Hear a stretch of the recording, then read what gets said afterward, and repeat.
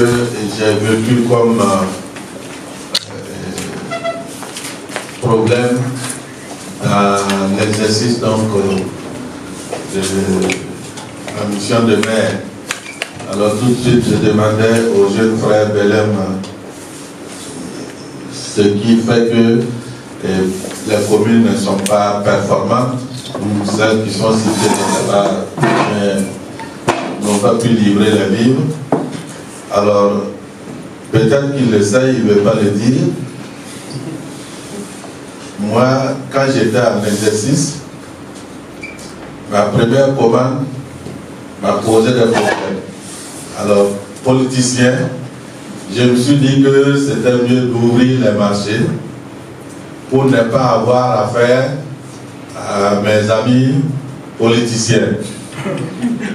C'est ce que j'ai fait. J'ai lancé le marché. Et un attributaire a été désigné. Il a même cité un peu les domaines de cet attributaire. Et la chose a commencé.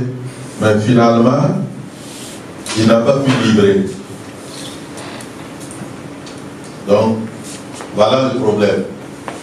Il a pris le marché, il m'a tourné partout et plus d'une fois il m'a dit que le camion est en panne sur la route. Je quitte mon bureau parce que j'étais là au ministère, j'étais à l'OCECOS, aux examens et concours. Je quitte mon bureau pour prendre la voie de Pomoussi. Je ne trouve aucun camion en panne. Et finalement, j'étais obligé de résilier. À quelque chose malheur est bon.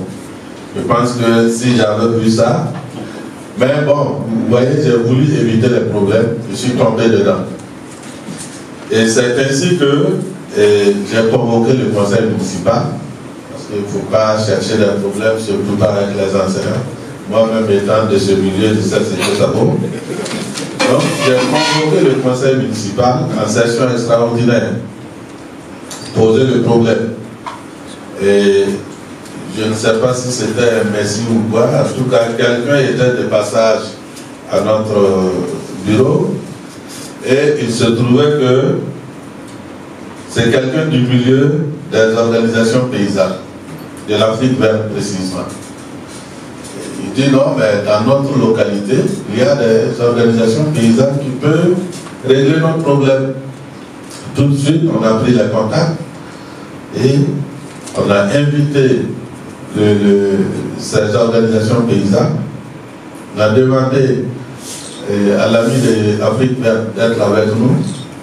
Nous avons convié à cette rencontre également la SER, qui est bénéficiaire, et il y a eu une coordination communale des projets que nous avons impliqués. Tout ça, c'est pour ne pas avoir de problème. Et on a échangé, et finalement, on a retenu l'organisation qui devait nous approvisionner. Il a donné des assurances qu'il pouvait donc faire le travail. Et nous sommes passés à la phase du contrat, la contractualisation. Et là encore, on a pris la convention, on l'a rédigée et nous avons remis à l'organisation paysanne pour qu'elle lise. Bon, disons la vérité, cette organisation devait repartir peut-être vers Afrique verte parce que voilà, c'est pas évident qu'il puisse lire et puis nous dire sur quoi il fait des réserves ou pas.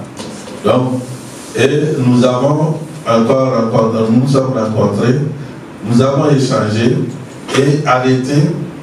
Donc, on a expliqué, longuement comment ça se passe et c'est ainsi que c'est parti. Alors, à partir de ce moment, eux aussi nous ont demandé de nous impliquer pour, Madame Ménao, pour ne pas payer un an après, quoi. Et nous avons donc pris l'engagement de le faire parce que là également on avait impliqué le contrôle financier. Et donc c'est allé rapidement.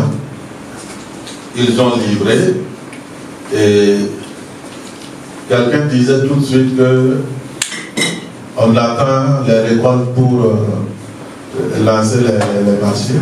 Mais c'est cette organisation paysanne qui nous a dit, si elle nous livre les récoltes immédiates là, en fait nous allons perdre en poids. Parce que ce n'est pas suffisamment sec. Et quand nous on va prendre, ça va répondre aux normes, mais après ça va sécher, nous allons perdre en poids. Donc vraiment nous avons apprécié l'honnêteté de cette organisation. Mais elle avait un stock suffisant pour nous livrer.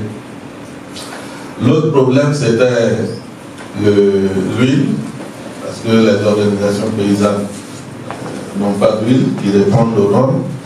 Et là, le ministère a bien fait de scinder les choses. Un certain taux pour le riz, un taux pour le niébé, et puis un troisième taux pour l'huile. Donc nous avons séparé les choses et nous avons passé un contrat avec quelqu'un d'autre qui nous a livré l'huile.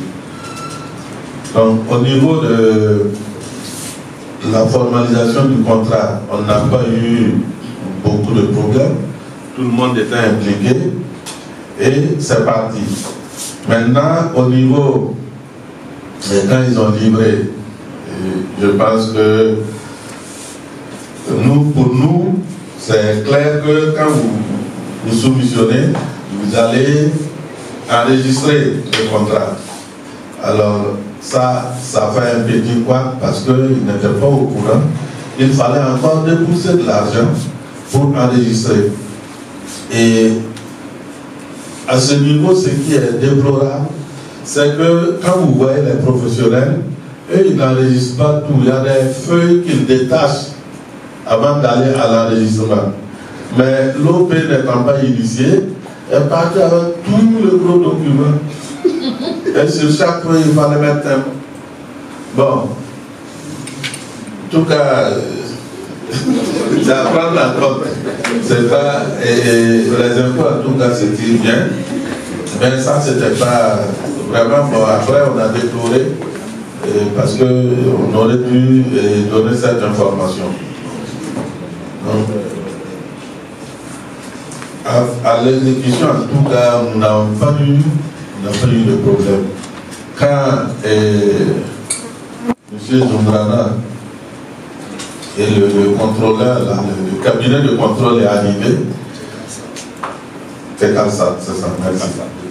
Voilà, quand ils sont arrivés, quantité, pas de problème, qualité, pas de problème pour le riz, et la qualité du niébé a retenu l'attention du contrôleur.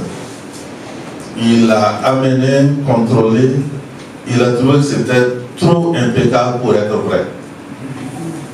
Il est encore venu prélever, mais ça à ses frais. Il est venu prélever et venir au laboratoire qui a contrôlé, il a dit non, c'est pas vrai.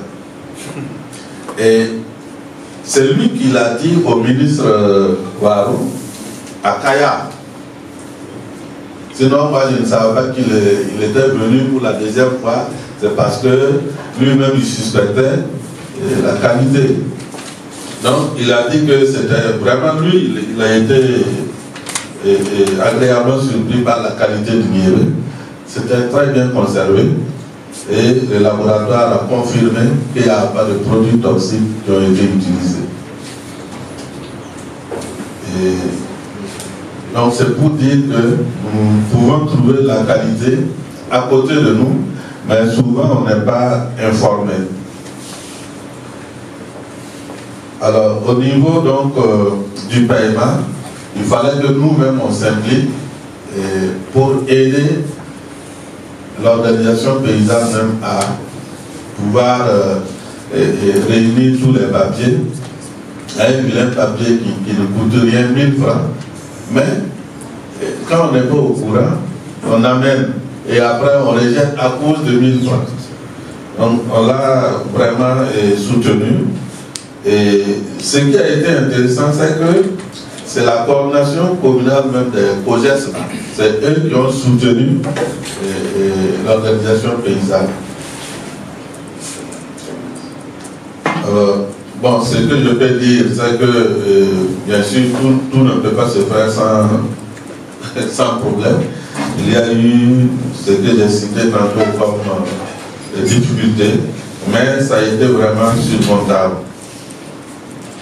Et ce que je peux dire, c'est vraiment pour être plus performant. Depuis que j'ai contracté avec cette OP, je n'ai plus pu convaincre le responsable des marchés à aller ailleurs. Donc, il a tourné au niveau des organisations paysannes là-bas. Et finalement, j'ai eu l'impression qu'on devait se faire la guerre parce qu'il y a d'autres communes qui sont venues et l'organisation paysanne commençait à être dépassée par la demande. Donc, bien sûr, c'est moi le prioritaire. Donc, c'est pas la commune qui a commencé. Voilà, donc, il y a eu ces problèmes-là, mais je pense que ce qu'il faut faire, c'est vraiment renforcer les capacités de ces organisations paysannes et prendre en compte, comme vous l'avez dit, et mon voisin l'a dit, les prix réels pratiqués sur le terrain. Souvent, la période des prix est déphasée. Et moi, j'allais dire qu'il faut peut-être adopter, c'est vrai, c'est pas vous, vous pouvez donc transmettre, il faut peut-être adopter une procédure, mon vis-à-vis dit court, non, mais c'est une procédure courte, beaucoup plus simplifiée pour alléger, pour pouvoir permettre aux OP de rentrer rapidement dans leur fonds. Parce qu'ils n'ont pas tellement de marge de manœuvre, ils n'ont pas de marge bénéficiaire en tant que tel, et quand ça traîne, ça devient compliqué. Et puis ils ont des périodes où ils ont besoin de l'argent. Quand cette période-là dépasse, bon, vous vous saluez, mais ce n'est plus cordial. Bon, et je pense que quelqu'un l'a dit, il y a déjà un répertoire, c'est ce que je voulais proposer, donc ça c'est bien. Et moi je propose même qu'on dispense les OP de ces frais d'enregistrement des dossiers, parce que dans la globalité, c'est vous qui êtes à l'initiative. Hein. Alors, dans la globalité, je pense que l'agriculture même est détaxée. L'agriculture et l'élevage, il n'y a plus de taxes sur ces activités. Mais, quand il s'agit donc de ravitailler nos cantines, il y a des taxes. Je trouve que ce n'est pas cohérent. Je ne sais pas. Peut-être que le gouvernement même lutte contre sa propre politique. Et comme le petit frère Bélem l'a dit, si on arrivait à regrouper tous ces gens-là, on allait voir que l'agriculture qui aménage des bas-fonds, qui finance donc les OP, qui les équipe, et puis finalement, il y a des problèmes. Cela m'amène à dire que les spécifications techniques, je pense que là c'est le ministère, ça aussi c'est à revoir pour permettre aux OP d'être compétitifs du moins. Et une organisation paysanne à qui on a donné, je ne sais pas, une batteuse de riz ou je ne sais quoi, et après on dit qu'il faut qu'il livre du riz à 20% de brisure ou 25%, bon, c'est compliqué, puisque le matériel que le gouvernement lui a donné ne lui permet pas d'atteindre ces performances-là. Donc quand on regarde, c'est comme s'il y avait un déphasage ou bien on ne sait pas, la politique n'est pas vraiment bien suivie. Donc si on arrivait à accepter ce riz, de toute façon ce riz sera consommé par des Burkinabés. Et oui, les enfants. Donc je pense que ça peut passer aussi dans la casserole.